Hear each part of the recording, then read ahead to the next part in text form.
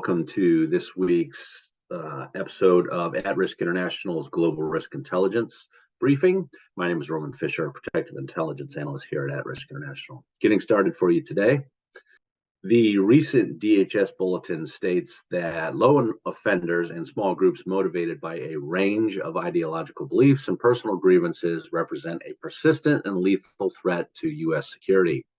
In other words, it is becoming more common for individual threats to identify with multiple extremist views, each or all potentially supplying the fuel for violence. FBI Director Christopher Wray has referred to this newest type of threat as salad bar extremism. UK authorities call it MUU, mixed, unstable, or unclear. Some experts warn that the shift from more traditional singular ideological extremism can produce more volatile extremists.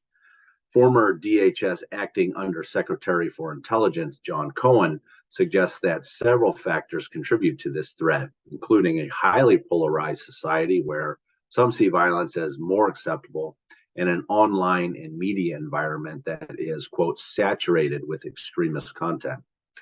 There are several recent examples of these composite type threats, including the Allen, Texas outlet mall shooter, the 2022 New York City subway shooter, and the Parkland, Florida school shooter, all whom held various degrees of homophobic, misogynistic, anti-Semitic, xenophobic, and other racist views.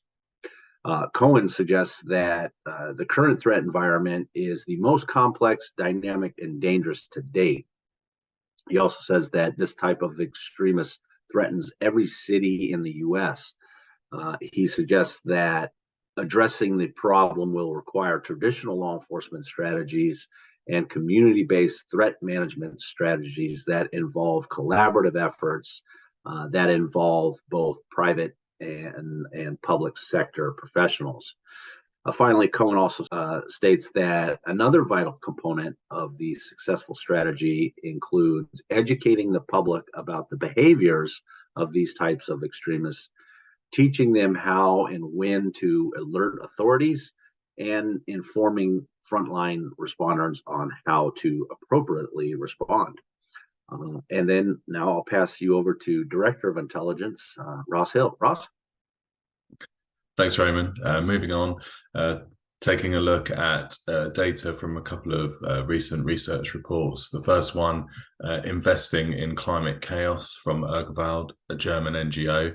That report gives the details of over 6,500 institutional investors that hold bonds and shares in fossil fuel companies totaling just over $3 trillion. It follows a report called Banking on Climate Chaos, which is similar but focuses primarily on the banking sector.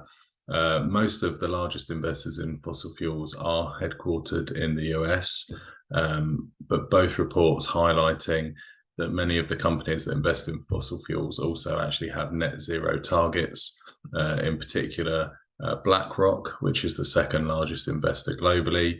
That company is actually a member of the Net Zero Asset Managers Initiative, and also claims to be a sustainability leader. Vanguard, which is the leading investor, hasn't actually made any of the same pledges. But companies financing fossil fuels have repeatedly been the target of climate activists, and that's likely to continue.